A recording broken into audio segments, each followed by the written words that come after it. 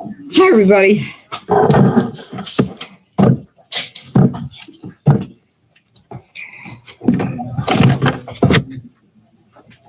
All right.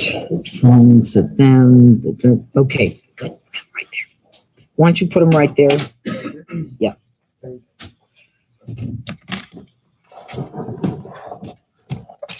You guys ready? All right. Good morning. As you, I'm sure, all know, cyber-enabled and cryptocurrency investment fraud, known as pig butchering by the criminals, is among the fastest growing and the most financially devastating form of cybercrime that is targeting Americans today. As a result, President Trump has issued an executive order combating cybercrime, fraud, and predatory schemes against American citizens, establishing a clear whole-of-government strategy to confront cyber-enabled crime and transnational scam operations, bringing together law enforcement, intelligence, diplomatic, and financial tools. Building on that direction, I launched the Scam Center Strike Force in November of 2025, and it was the first of its kind in the nation. We are driving a coordinated campaign to disrupt as well as impose consequences on the transnational criminal organizations that run and are behind these schemes. Today, we announced significant milestones in that fight. We have charged Chinese bosses who ran a scam compound in Burma where thousands were trafficked, enslaved, beaten, and then forced to steal from Americans for years. We have seized also a Telegram channel, and that channel was luring workers into a forced compound in Cambodia. There they were ordered to pose as U.S. banks, as the New York City Police Department, to steal Americans' life savings. We have taken down more than 500 websites. They were used to steal Americans' life savings. My office is going to continue to work to identify the funds stolen. We have also restrained more than 700 million in cryptocurrency from U.S. victims of fraud. The administration of President Trump is lockstep in combating these scams, and we are just getting started. I am joined today by my colleagues in the criminal division of the Department of Justice, the FBI, the United States Secret Service, all founding partners in our Scam Center Strike Force. In addition, we're joined by interagency partners from the Department of Treasury as well as the Department of State, who are bringing their special resources to bear on this problem, and they are going to announce in a couple of minutes their own actions as they relate to this particular issue. But first, I want to take you into the investigation. It is November of 2025. We deploy the FBI to Thailand following the takedown of the notorious Chinese-run scam center known as the Shunda Compound in Burma. Together with Thai authorities, reams of evidence were reviewed. More than 8,000 phones and 1,500 computers were seized, which established a hierarchical structure of these Chinese bosses running the compound that is targeting our American persons. That evidence, together with reports from victims here in the United States and information from individuals, led us to charging 2 Chinese defendants who are managers of the compound. It is significant that when the Shunda Burma compound was taken down, several of the Chinese national organized crime leaders immediately fled to Cambodia in an attempt to set up a new compound in Cambodia, showing how intertwined Burma and Cambodia are in these illegal operations targeting us.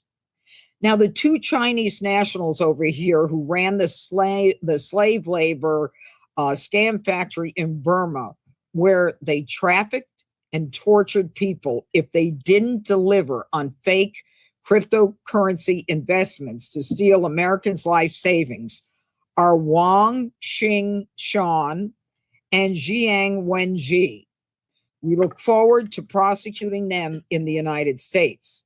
They are presently in Thailand on immigration charges, and yesterday I met with Thai officials to discuss our common efforts to fight this assault on American citizens. Now, compounds don't just target Americans. They also kidnap and torture people lured by Chinese criminals into fake jobs. They respond to ads thinking they're going to get a real job. And when they land in a country, they end up being trafficked to a scam center, some of them as large as cities.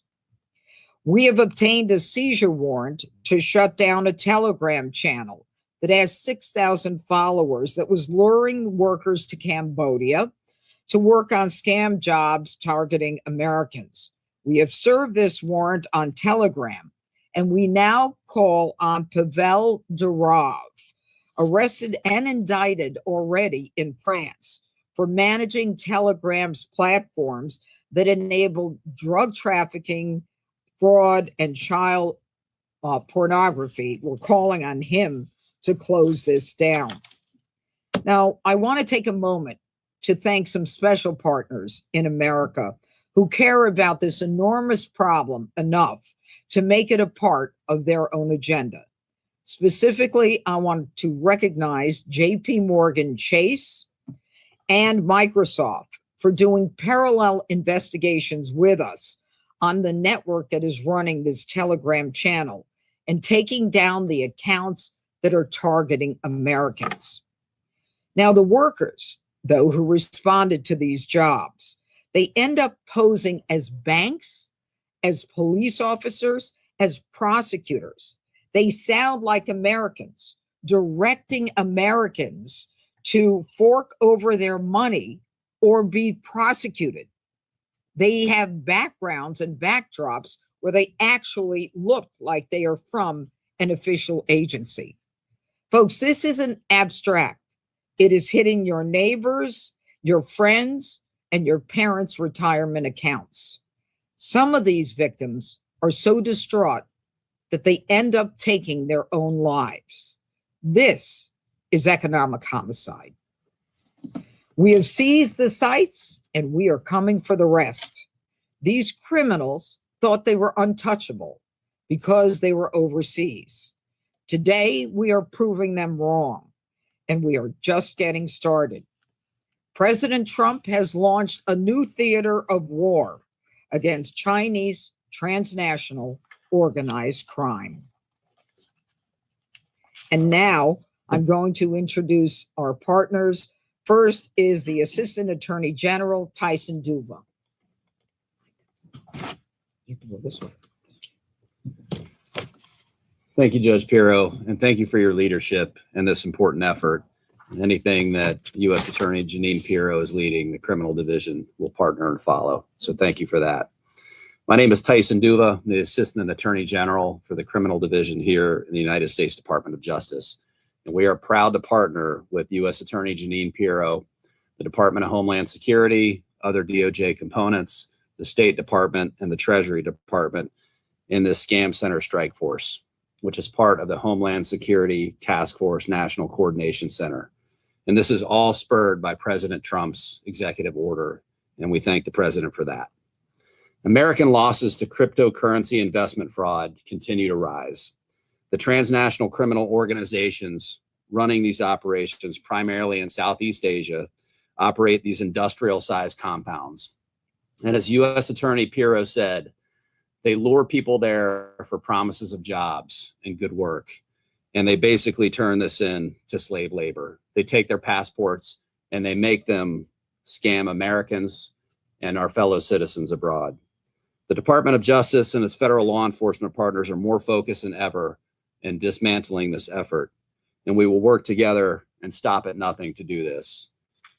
We have one of our best prosecutors as one of the lead on this task force. And he told me yesterday, he said, "This is my life's work." And you can be assured that we are going to give great effort and give great results. As criminal prosecutors in the criminal division here with DOJ, we have different components that are participating. We have our computer crime and intellectual property section, or CSIPs, the fraud section, the money laundering, narcotics, and forfeiture section, and of course, the Office of International Affairs. We're committed to seizing and forfeiting the funds stolen from American victims and returning them to their rightful owners. What we want is justice, and what we want are arrests and prosecutions, but what people want is their life savings back, and we're going to do everything that we can to give it to them. In this overall effort, as Ms. Pirro recognized, we work with private industry. That public-private partnership is extremely important. These scammers use your platforms, they use your operations, and it's unwitting to you. And like she mentioned with JP Morgan and Microsoft, when you partner with us and you partner with law enforcement, you make a difference for your customers and the American citizens. The criminal division's work with the Scam Center, Strike Force, and Homeland Security Task Force brings together multiple components, as I mentioned. The State Department, the Department of Homeland Security, Treasury, and we're all following President Trump's leadership to take down these scam centers and stop them from robbing Americans. I want to encourage anyone who has been a victim of cryptocurrency investment fraud.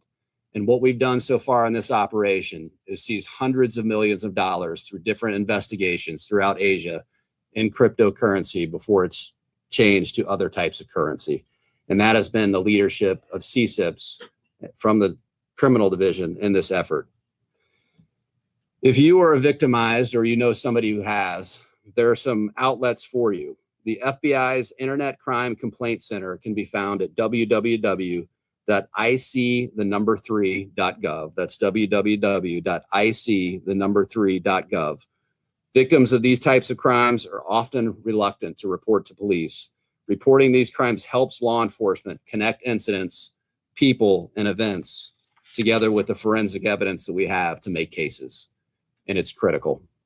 If you are 60 years or older, you can call the National Elder Fraud Hotline. In every U.S. Attorney's Office, in every division or every district throughout the country has an elder fraud coordinator. And that national hotline is 1-833-FRAUD-11. That's 1-833-FRAUD-11. Speak up. It's helpful. It develops evidence and leads. This hotline will provide support to callers in reporting an elder fraud incident, including directing them to the right law enforcement agency. And it's available Monday through Friday from 10 a.m. to 6 p.m. Eastern in multiple languages. Reporting these incidents is the first step. Your reports will bring us those most responsible to justice, prevent others from becoming victims, and help us hold those accountable, as well as return the losses to our victims.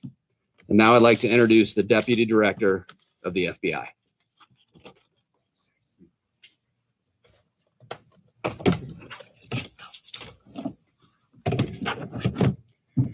Thank you, AAG Duva, and thank you, Judge Pirro, for having me here today.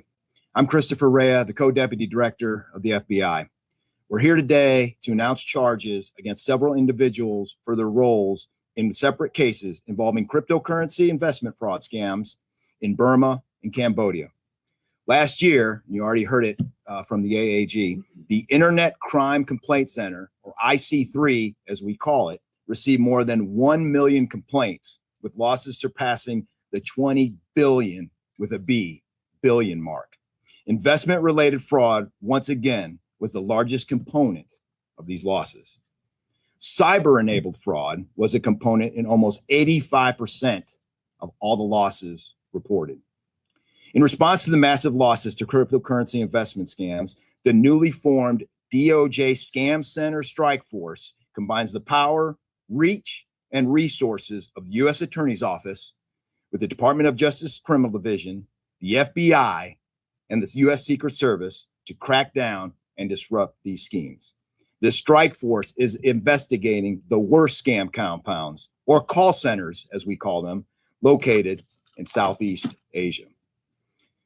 As was said previously by my colleagues, I want to highlight the exceptional partnership of the U.S. Attorney's Office under the leadership of U.S. Attorney Pirro, whose coordination and prosecutorial efforts have been vital in bringing these cases to justice.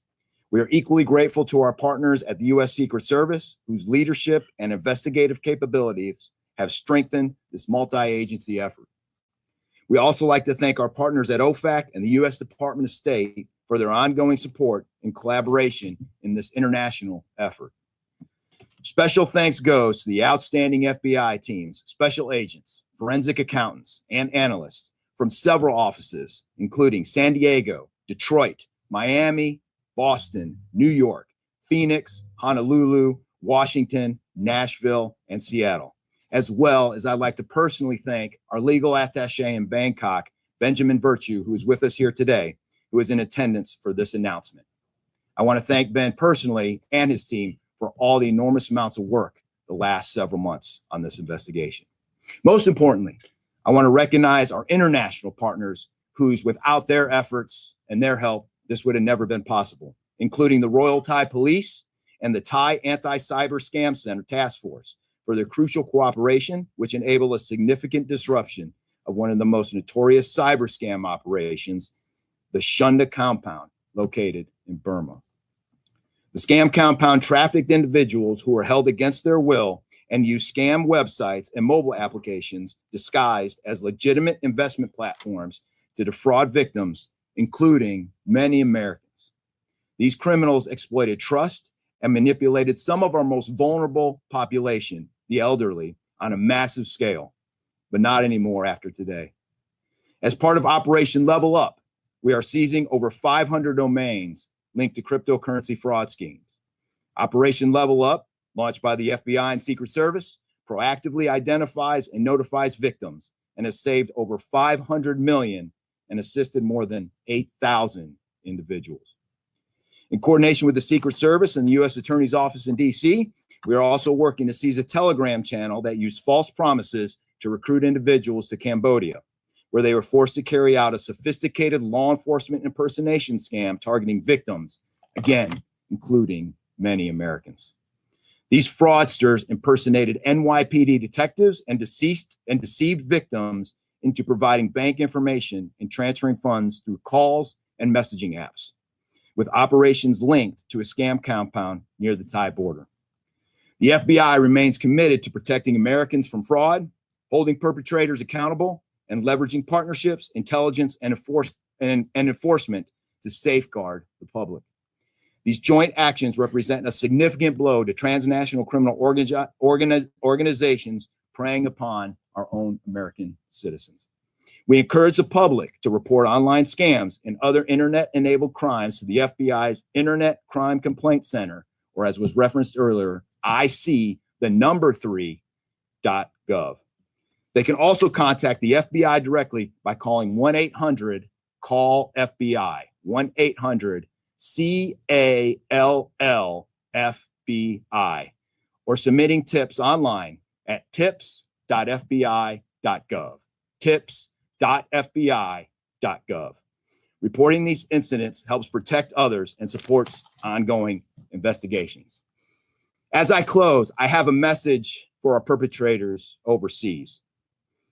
Let today's charges be a warning to anyone operating outside or inside the U.S. who seek to take advantage of some of our most vulnerable citizens.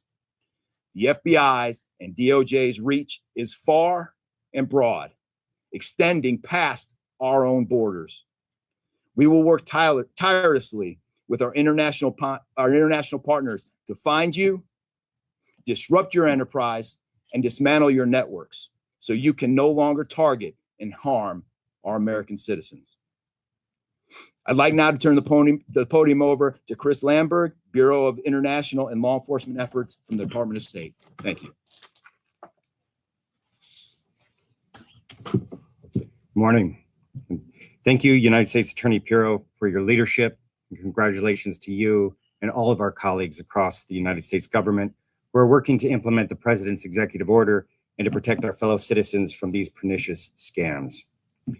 Today, the Department of State, in support of the Department of Justice's Scam Center Strike Force, is announcing 2 rewards offers under the Transnational Organized Crime Rewards Program to disrupt cyber scam centers in Southeast Asia and hold accountable those who prey on Americans online. First, we are offering a reward of up to $10 million for information leading to the seizure or recovery of proceeds from fraud and money laundering schemes associated with the Tai Chang scam compounds in Burma. Cryptocurrency investment scam centers like Tai Chang generate billions of dollars in ill-gotten gains from victims across the United States and across the world.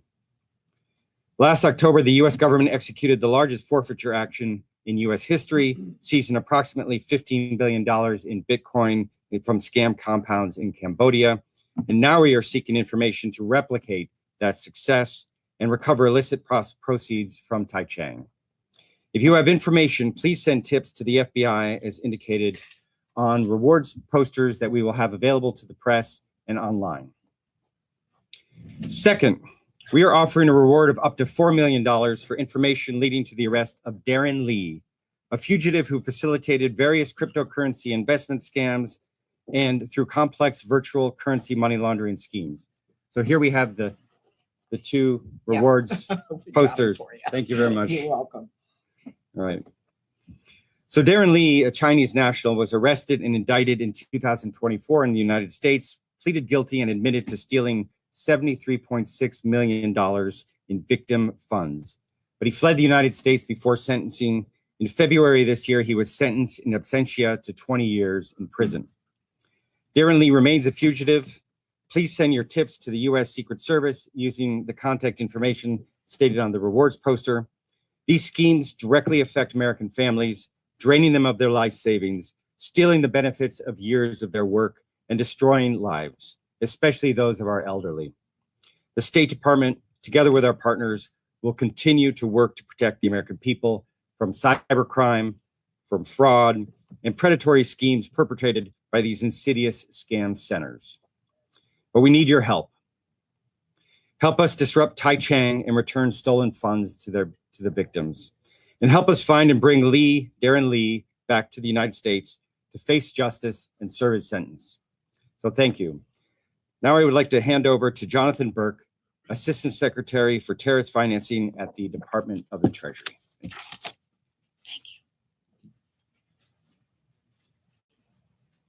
Thank you, Chris. And thank you, Judge Pirro, for your leadership and for inviting us to be here today. As Chris said, my name is Jonathan Burke. I'm the Assistant Secretary of the Treasury for Terrorist Financing.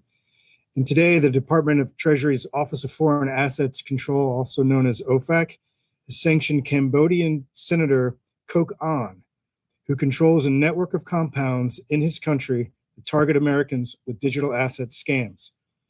Additionally, today, OFAC has sanctioned 28 individuals and entities in Kok An's network, which includes casinos, resorts, and other buildings across Cambodia that have been converted into scam compounds. Kok An and his network of affiliates launder victims' funds and provide a base to both target U.S. citizens and traffic victims forced to work in scam centers with impunity.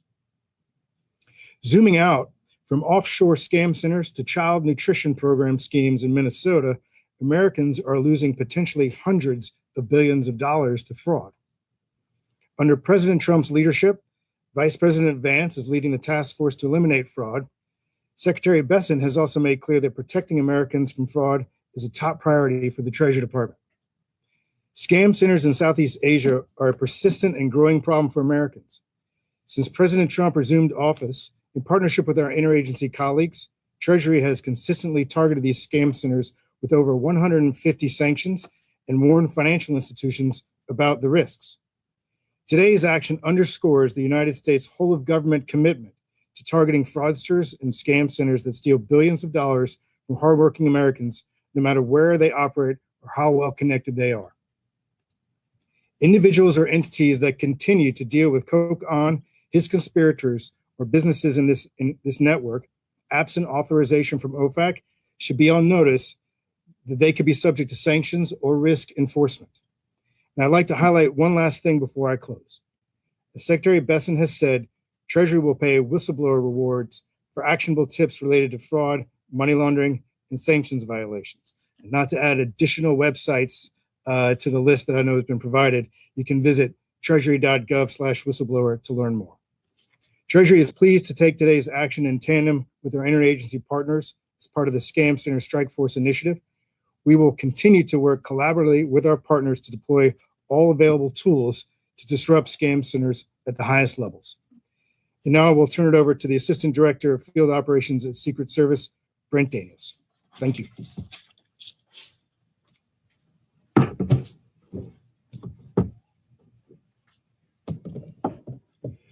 Thank you to our partners gathered here today. I am Brent Daniels. I'm proud to serve as the Assistant Director of the Office of Field Operations for the United States Secret Service. The Scam Center Strike Force has been a collaborative effort since its formation.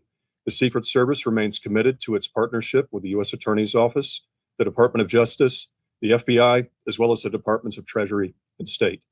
Our common goal is to pursue the criminal networks that rely on our online and financial infrastructure to target American citizens.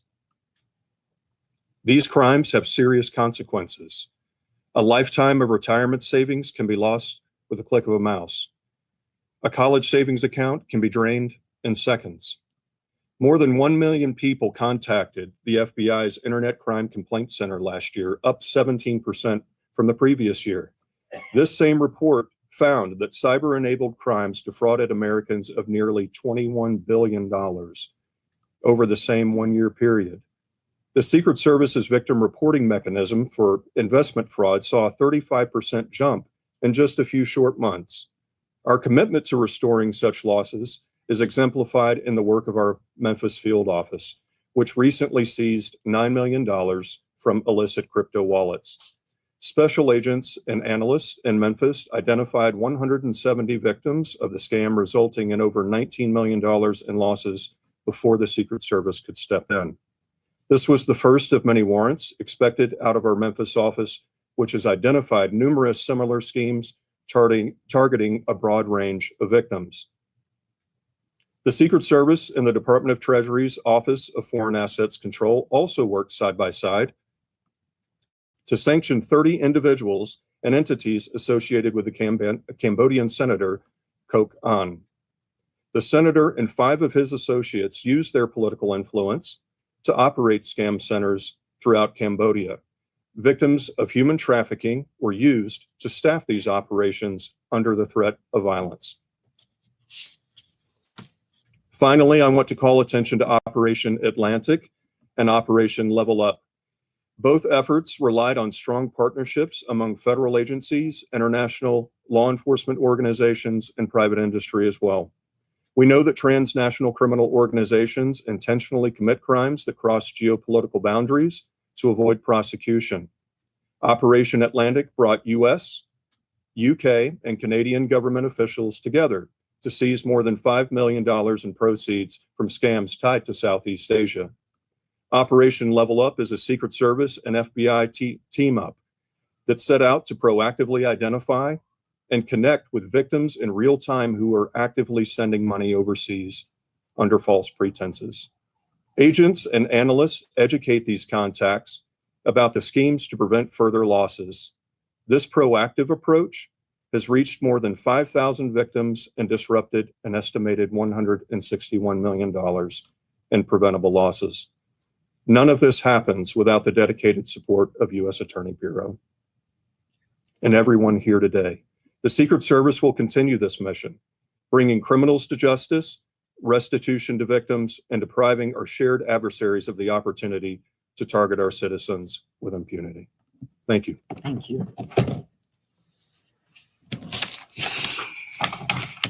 Questions? Can you elaborate on the roles of the two defendants and what the status of their extradition proceedings might be, or in Thailand, right? Well, right now, as I indicated, these two are in Cambodia, and they are charged with immigration charges there. And of course, our interest is to bring him to the United States to face justice in American courts. And we appreciate the cooperation of any and all foreign law enforcement in these efforts. But right now, as I indicated, I met with Thai officials yesterday, and we are working and hoping that we'll be able to bring them here. We thought it important to identify these individuals, to let other potential criminals know that we know who they are, that we are tracking them.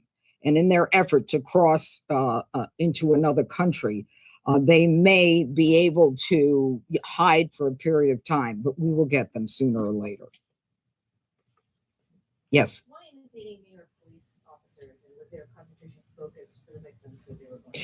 You know, I don't have the answer to the question as to why NYPD, but you know, whether they were targeting New Yorkers or, you know, whether or not they thought just the identification of themselves as NYPD with backdrops indicating that they're from NYPD, and then saying that we're going to, you know, if you don't pay this money, you know, we're going to be able to prosecute you, and I'm going to forward this case to the prosecutor. They are very sophisticated, and I'm sure they do their own, you know, demo, and they decide who they're going to target and what they're going to use as an effort to scam them. Whether it's the old pig butchering romance attempt to, you know, get them to give over their money, or whether it's a threatening kind of effort.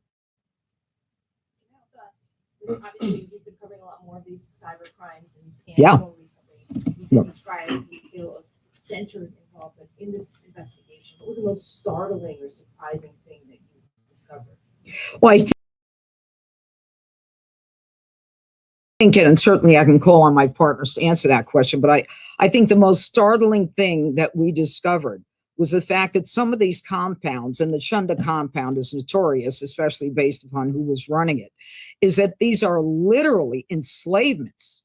These are as big, some of them as big as cities, where people are being brought, you know, as was indicated, they're losing their passports.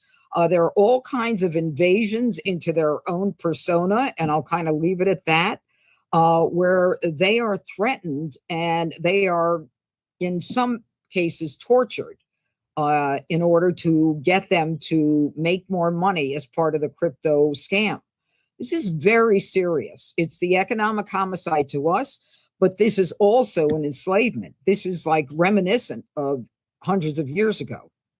Yes, sir. So if these people are